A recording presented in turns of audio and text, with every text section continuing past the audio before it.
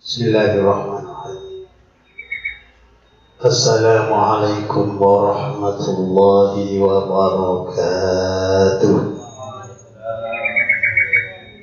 Alhamdulillahi rabbil alamin. Wassalatu wassalamu ala asyrafil anbiya wal mursalin Sayyidina Muhammadin wa ala alihi wa sahbihi ajma'in. أشهد أن لا إله إلا الله وحده لا شريك له وأشهد أن محمدا عبده ورسوله. قال الله تعالى في القرآن الكريم أعوذ بالله من الشيطان الرجيم لقد كان لكم في رسول الله أسوة حسنة.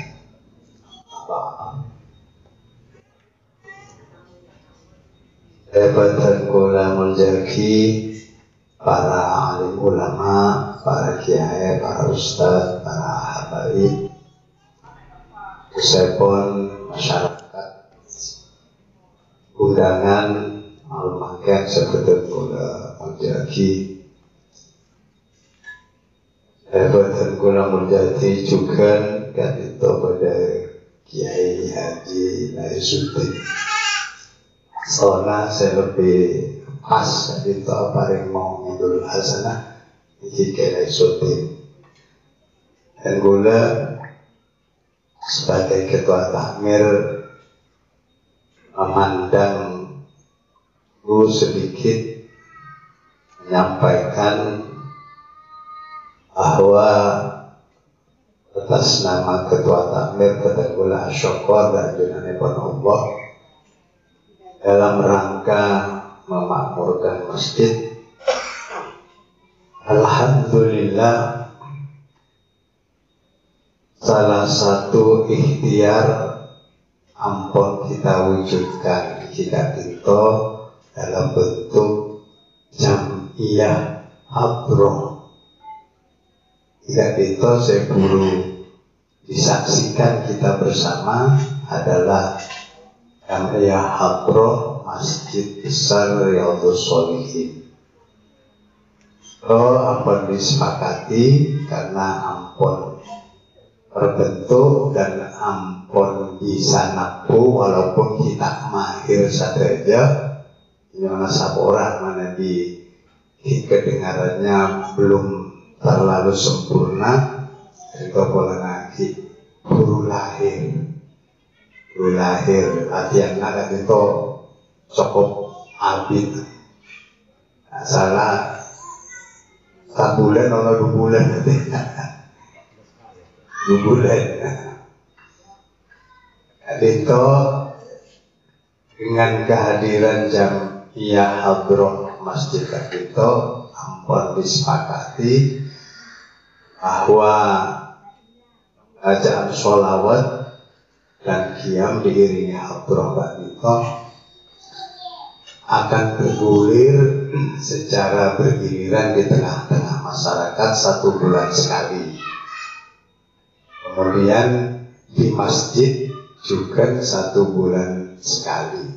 Jadi dalam 1 bulan menjadi 2 kali. Situ di tengah-tengah masyarakat. Yang kedua masjid.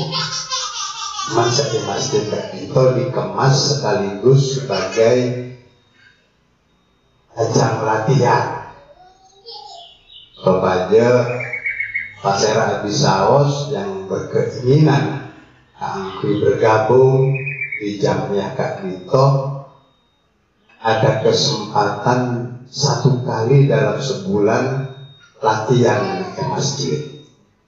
Sehingga harapannya Pak Sera Abisaos menjadi anggota Jam'iyah Kakito diharapkan pada saatnya bisa nabu hadroh saja. Bila giliran di tengah-tengah masyarakat bisa gantian. Ya. Dan boleh juga mereka punya keinginan kuat kan bisa nabu juga. Enggak itu kirok norok. Nah, pada saatnya dia perlu bisa anak wujudkan. Bapak-bapak sekalian, sepada mulia, Pertama, kita syukur dan junan epon Allah Rabbul Alamin, karena Allah telah memberikan nikmat yang begitu besar bagi kita sekalian. Karena Allah ampun adabu wa ma bikum min ni'matin fa min Allah. Jadi satu nikmat yang ada pada diri kita itu hakikatnya dari Allah saja. Karena dibicara nikmat itu mulai dari kita hidup, menghirup nafas, itu nikmat juga dari Allah. Diberi ciptaan manusia dengan bentuk yang paling sempurna di antara makhluk yang lain, dan itu juga nikmat dari Allah. Satu aja yang melekat pada diri kita, mulai dari nyaba, telinga, mata, hidung, mulut, semuanya fungsinya luar biasa. Dan kan ini nikmat satu aja dari Allah. Dan itu yang melekat pada diri kita. Kemudian ada yang berada di lingkungan sekitar kita, yang dirasakan oleh kita, itu satu jenis nikmat dari Allah Subhanahu wa ta'ala. Saking banyaknya nikmat dari Allah tak ditok, sampai Allah adabu bahwa mana kita mencoba menghitung nikmat Allah, niscaya tidak akan mampu. Wa in ta'uddu ni'matallahi la tuhsuha. Jadi kalau kita ingin mencoba menghitung nikmat Allah, niscaya tidak akan pernah bisa kita menghitung, karena saking banyaknya nikmat Allah. Kita sering mendengar bahwa nikmat paling utama yang kita dengar dari para ulama ketika itu nikmat iman dan Islam. Nikmat iman dan Islam. Tapi mana kita telusuri lebih jauh, coba kita telaah lebih dalam lagi, asera yang membawa nikmat iman dan Islam tadi itu asera. Jika itu Rasulullah Sallallahu Alaihi Wasallam. Jadi kita gak pintu kedua iman dan Islam karena Rasulullah Sallallahu Alaihi Wasallam. Jadi kalau disimpulkan hakikatnya nikmat yang paling besar dan utama yang itu Allah telah melahirkan Rasulullah Muhammad Sallallahu Alaihi Wasallam. Itu nikmat yang paling besar ya saudara. Di lahirnya Rasulullah kan itu nikmat yang luar biasa, paling besar. Dan itu yang membawa iman dan Islam bagi kita sekalian. Pak sepada mulja Rasulullah kan itu terguna hanya sekedar oleh keluar ekor menyampaikan sakonik mungkin. Rasulullah Kak Binto memang secara zahir sama dengan kita manusia biasa. Jadi proses kelahirannya sama dengan kita. Perjalanan masa balita, masa kecilnya juga sama dengan kita. Sampai beliau remaja juga sama dengan kita. Manusia sama dengan kita. Tetapi perlu kita yakini dan perlu kita tahu ini bahwa Allah telah membuat sebuah perencanaan kepada manusia yang namanya Muhammad Kabinto dengan desain bahwa kelak di kemudian hari manusia yang namanya Muhammad Kak Dinto akan dijadikan rasul, akan dijadikan panutan, akan dijadikan suri tauladan. Sehingga dari proses awal ampun didesain oleh Allah. Memang kelihatannya apa, ada manusia biasa, tapi Kak Dinto pun didesain, direncanakan oleh Allah, didesain sedemikian rupa. Nabi kita membaca sejarah, mulai dari beliau berada di dalam kandungan, Kak Dinto sudah dikabarkan kepada ibunda pun oleh para rasul, para nabi pendahulu kita. Hamil pertama Kak Dinto pun erabui Nabi Adam misalnya pun. Kak Dinto pun dikabarkan bahwa di dalam kandungan ibundanya sudah diberitahu oleh Nabi Adam bahwa Anda telah mengandung manusia yang mulia. Oh, sampai kandungan kedua, kandungan ketiga, sampai kandungan ke-9 yang terakhir erabui Nabi Isa. Kak Dinto dikabarkan bahwa ibunda Kak Dinto yang hamil sudah dikabarkan bahwa yang dikandungnya nanti akan menjadi nabi dan rasul Allah. Jadi mulai dari kandungan Kak Dinto ampun sudah ada berita dari langit yang disampaikan kepada ibundanya. Ibundanya sedianya. Kemudian jadi Kak Dinto memang didesain oleh Allah. Kemudian di masa remaja, di masa anak-anak, tidak cukup dengan hanya diberitakan ketika lahir. Allah mendesain Kak Dinto, membersihkan beliau. Nabi di dalam sejarah beliau Nabi tak hilap dibersihkan selama 3 kali.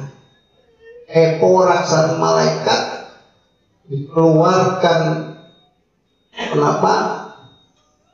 Hati Epon dibersihkan dengan air Zam-Zam, kemudian diisi dengan rahmat dan ilmu pengetahuan. Berarti potensi-potensi negatif Kak Dinto ampun dibersihkan sejak kecil. Pertama di usia 10 tahun. Proses potensi-potensi negatif. Jadi bercak coba di dalam hati Kak Dinto ampun dibersihkan sejak usia 10 tahun. Kemudian yang kedua,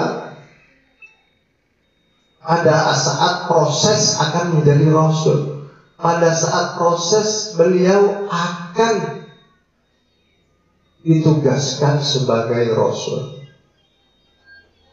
di usia 40. Dibersihkan lagi. Yang berikutnya, ketika Allah memanggil beliau, mengutus beliau, memberangkatkan beliau dalam Isra Mi'raj, Dinto juga dibersihkan. 3 kali mengalami pembersihan. Ulama ada yang menceritakan 3 kali mengalami pembersihan. Luar biasa. Kak Dinto mentakeng memang didesain oleh Allah, tidak akan pernah terjadi hal-hal semacam itu. Ini dari fisika, maka dengan manusia biasa. Di masa remaja Kak Dinto perilakunya ampun kelihatan, sampai oleh masyarakat Quraisy diberi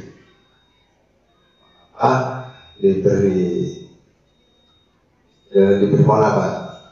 Juluk al-Amin. Juluk al-Amin karena bisa dipercaya. Akunya nih saya dan bisa dipercaya, tidak pernah berkhianat, tidak pernah bohong.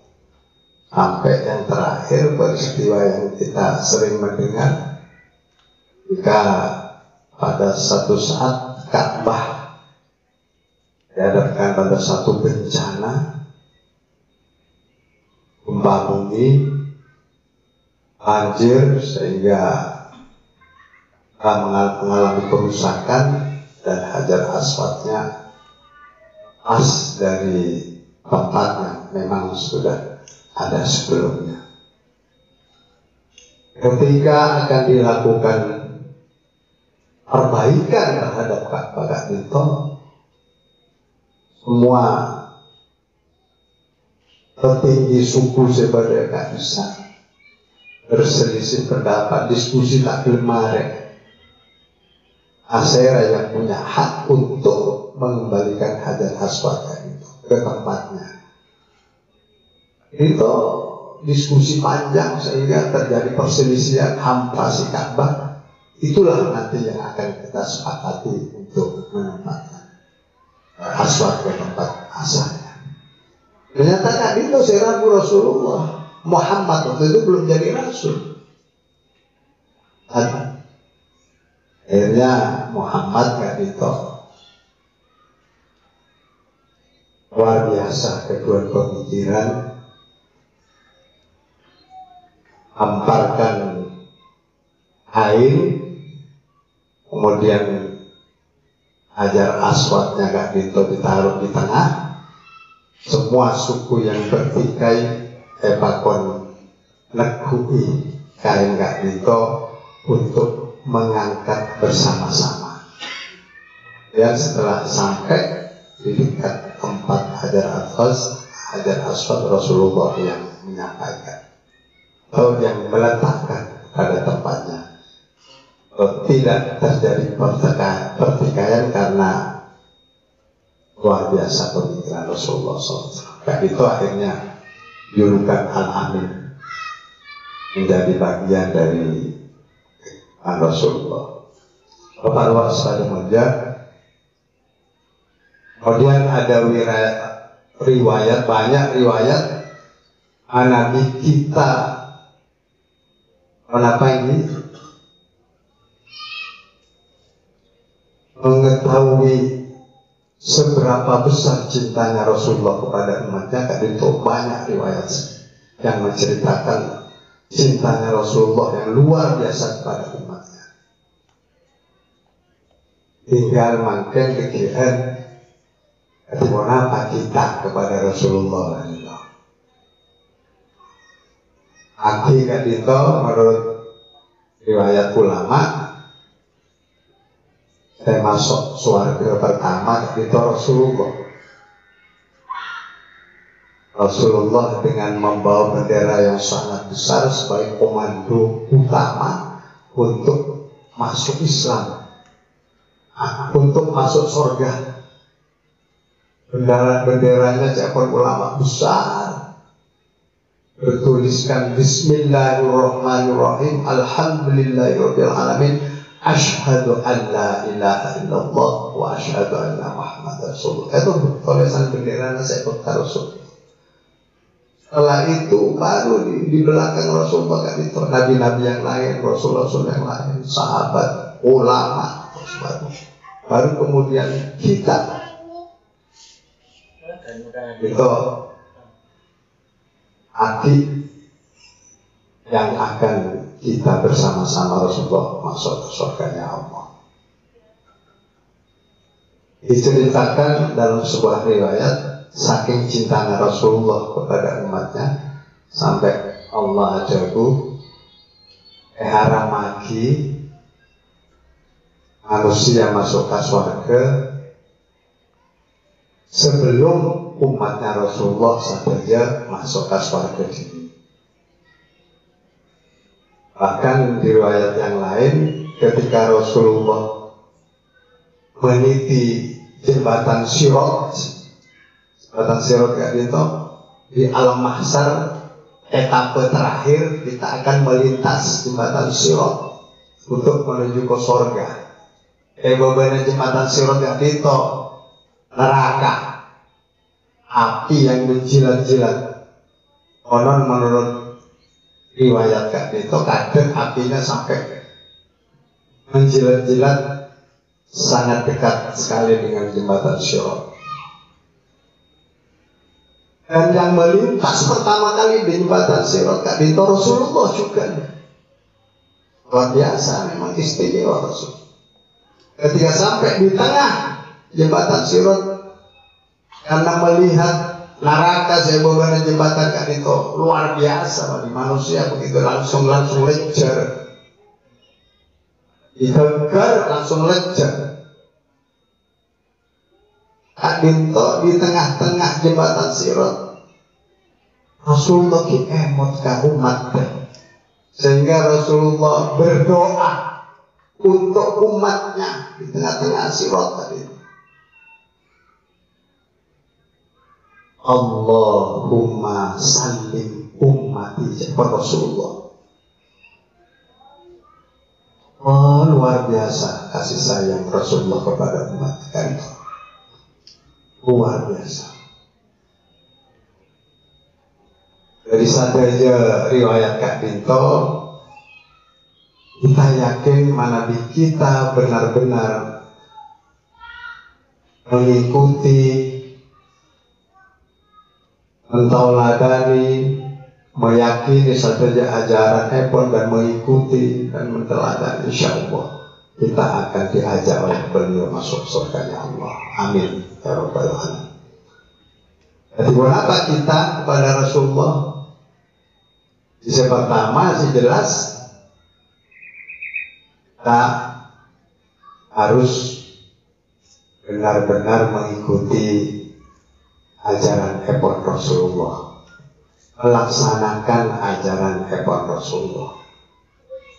Di dalam melaksanakan ajaran Epon Rasulullah, ajaran Kak Dito perlu setiap saat selalu ditingkatkan kualitasnya. Kemudian nyamana cinta, yang kedua Kak Dito sering nyebutnya asma Epon Rasulullah dengan membaca sholawat. Salah satu ikhtiar kita di dalam rangka sebagai ekspresi kecintaan kita kepada Rasulullah, kita selalu membaca sholawat seperti yang baru saja kita ikuti bersama. Itu salah satu ikhtiar supaya kecintaan dan kudasan ajarnya setelah itu bisa terus dipupuk, terus meningkat, dan harapannya kelak akan bersama-sama Rasulullah masuk ke surganya Allah Rabbul Alamin. Mungkin Kak Dito sekadar beberapa sepandau dan boleh sampaikan. Mana Sapora, terus saya pun kenail Kak Dito. Sapora, mana ibadah hal-hal saya kurang nyampur lagi, sekalero dan boleh manusia biasa.